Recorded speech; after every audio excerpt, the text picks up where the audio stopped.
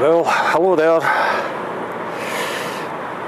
If you've seen my video about Pinkston Power Station, you'll know that I got a bit confused as far as the canals were concerned. I think I focused mainly on the power station in that video and perhaps not enough on the situation with regard to the canals. I was confused in connection with the Cut of Junction.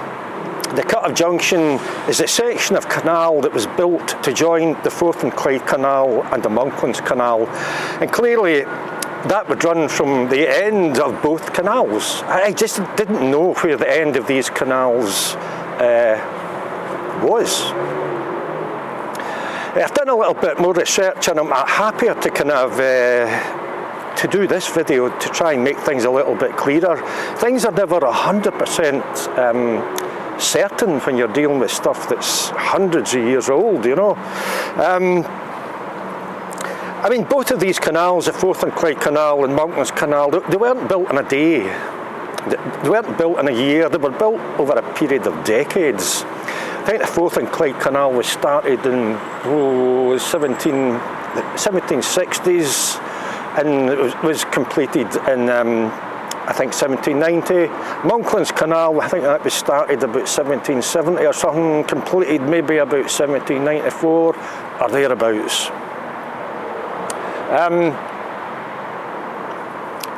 One of the issues that I think I've had is that, well, two issues.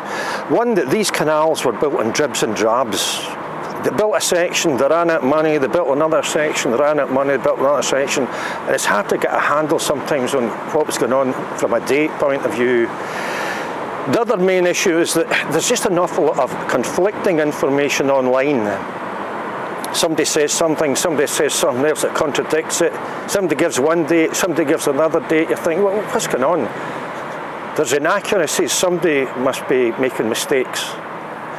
I'm going to do my best to give the picture here with regard to the Cut of Junction, where it started and ended, and that'll be where both canals ended. But I'm not going to be, I'm not daft enough to kind of suggest that I'm going to be 100% spot on here. There's just room for error in everything, especially when you're dealing with something so old.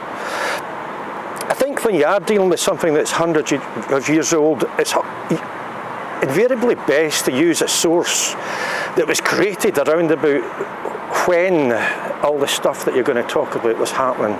We're talking about the early 1790s here, between maybe 1790 and 1795. And for me, the prime source is the first Statistical Account of Scotland.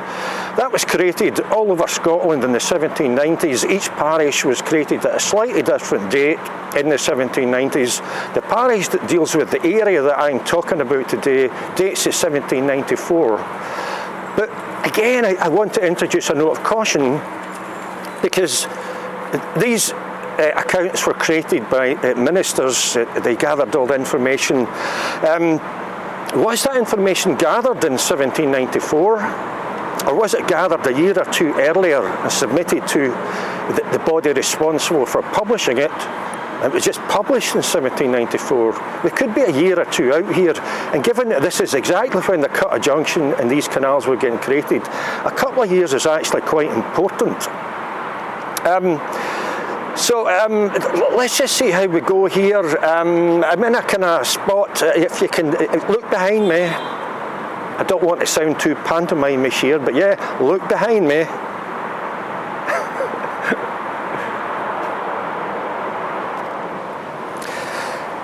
So just to make things clear, in this video I want to chart the exact state of affairs with regard to the Cut of Junction, the section of canal that was built to join the Forth Clyde Canal and the Monkland Canal. And I want to establish exactly where it started and ended, which will be where both canals ended. Of course, when I refer to the Forth Clyde Canal, I'm really talking about the Glasgow branch of the Forth Clyde Canal, because the actual main body of the Forth Clyde Canal goes on to Bowling, and this Glasgow branches off Stockingfield Junction. This is the Monkland Canal end of it all. The Monkland Canal, in establishing where the Monkland Canal ended, it's probable and highly likely that it ended at a basin. You're not going to end in a wee straight bit. You want a basin so that barges can turn themselves around if necessary. There was a basin just further down Castle Street there, which is, you can clearly see on any number of maps. Now you can see that basin on a photograph dating, an aerial photograph dating to 1948. There it is there. You can see that the canal then dithers up a little bit here, goes round a bend under a bridge, and you can see the long St Rollox basin, and also the huge amount of industry either side of that basin, like the St Rollox Chemical Works. Now it is in that area that we can actually see the only part of the Monkland Canal, or the infrastructure associated with the Monkland Canal, that still exists today in the Glasgow area. And this is it here, right where I am. It's this bridge. The canal used to go under this bridge.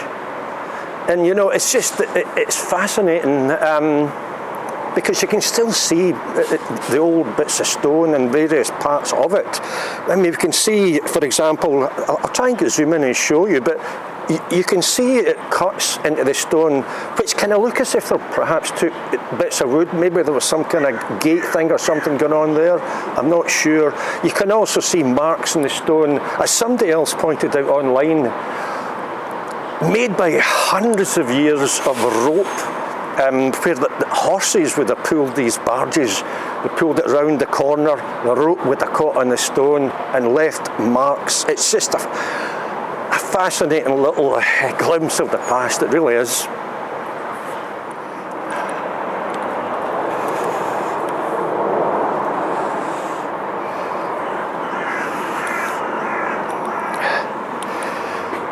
So, you know, this area, as I said, can be seen on any number of maps. The 1890s Ordnance Survey map will show you the Monkland Basin, the end of the Monkland Canal. We'll show you this bridge, Castle Street Bridge. It'll show you the St Rollox Basin, St Rollox Chemical Works. And a modern satellite image will show you that the whole area is now motorway and a spaghetti junction of roads. And this is the only part of all that's left, certainly only part of the Monkland Canal. But in actual fact, although this is referred to as it's the Canal Street Bridge, it is referred to as part of the Monkland Canal, the only part left in Glasgow, but in actual fact it isn't. The Monkland Canal, as I suggested earlier, would have ended at the basin further down Castle Street. This is a little additional bit that come up that way, went round a bend and carried on. You're not going to finish a canal on a straight bit and a little bend to make it awkward for barges to move about at the terminus.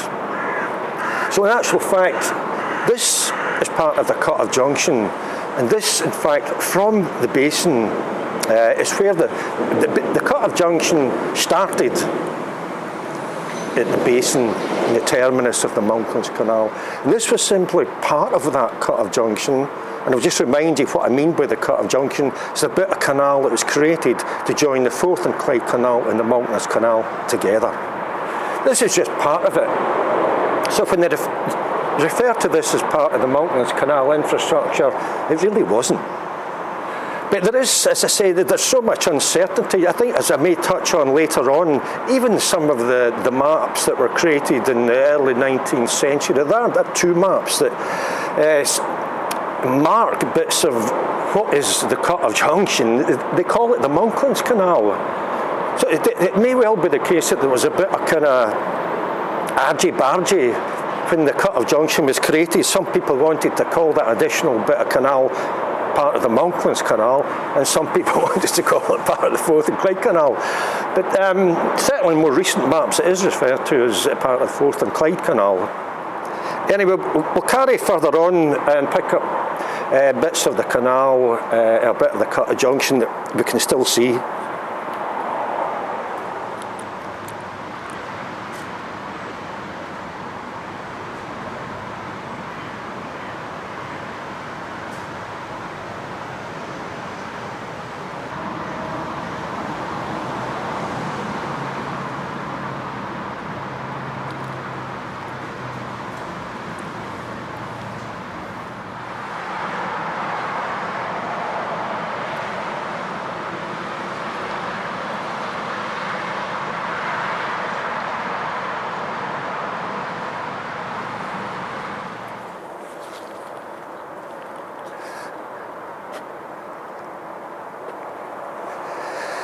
Look at this.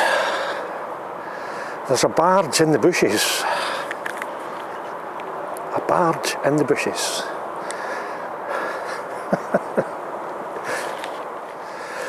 So it's in this sort of area. We're not far from the Pinkston Water Sports Centre and the basins there.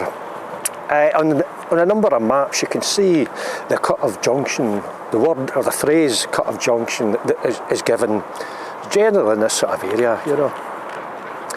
But the actual date at the Cut of Junction when both canals were joined together is again not certain. We're probably looking at a date of, I don't know, 1794, give or take a few years. And again, I'm going to refer to the source that I mentioned at the beginning of the video. It's sometimes very important to use a historical source that is very close to the period that you're interested in. The first statistical account for this area dates to 1794. But, you know, was it just published then, or was it actually put together a year or two earlier? That source mentions the terminus of the Forth Clyde Canal, or the Glasgow branch of it, and it says that the Cut of Junction, or the joining with the Monkland Canal, was not at that point. It was planned, but it hadn't been completed. That's kind of a crucial bit of information, you know.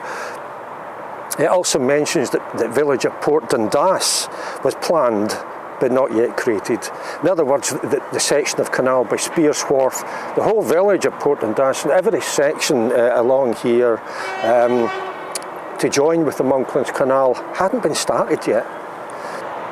Certainly by a map dating to 1795, let me just have a look here. Thomas Richardson's map of 1795 shows that both canals are joined. When exactly that joining happened, I think we're looking at anywhere between maybe 1792 and 1795. Probably 1793, 1794. What's a year or two between friends? But we'll head further along the canal. It's always interesting to see little old bits of it, or bits of its infrastructure that still remain. And we're going to kind of head in the direction of Spears Wharf, Port Dundas, because it's that end of the canal that, again, I was initially unsure of, and there remain some uncertainties, but I'm more confident that I've got a better grasp on what the situation is or was.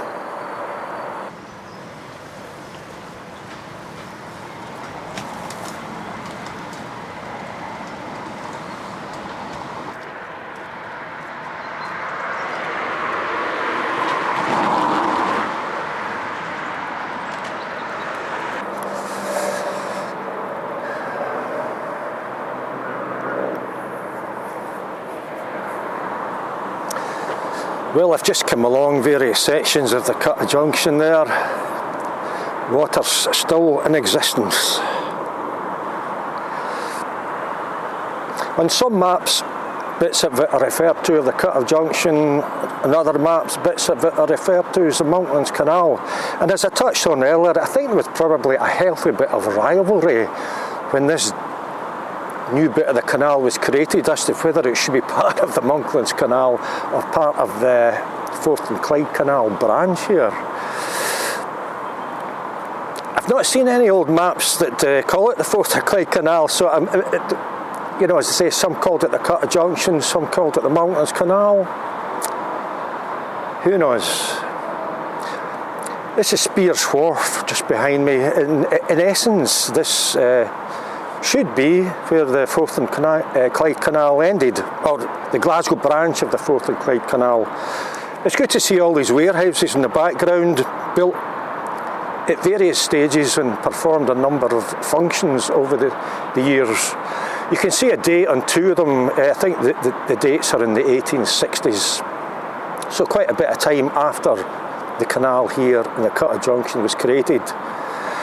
And you know, again, I have to refer back to my prime source, which is the first statistical account, dating to perhaps 1794, which states that the canal ended at the basin at Hamilton Hill, and that this, although planned, wasn't yet built. Wasn't yet built in 1794. The village of Port Dundas, just down the slope there, was not yet built. The Cut of Junction wasn't yet built. In fact, in 1794, I think that Monkland Canal was only just kind of finished and managed to reach the basin I was referring to earlier. One of my main questions, although I'm more certain than I was in my Pinkston power station video, one of my main questions just now is, was this section here built at the same time as the Cut of Junction? Because if not, they were built pretty close together. Perhaps when they extended the canal beyond Hamilton Hill's basin, they just thought, well, we're not that far from the Monkland Canal, we'll just join them up now. But if that didn't happen, and they just ended here, and this was the terminus of the Glasgow branch of the Forth Clyde Canal, then when they started constructing the Cut of Junction between here and the Monkland Canal, it couldn't have happened long after this was finished. It must have been, I think, within, if not at the same time, within a year. But as I said earlier, these canals were built in bits and bobs, dribs and drabs. Money ran out. They found money. I think they used money from confiscated Jacobite estates and managed to complete the canals. So let's head along here.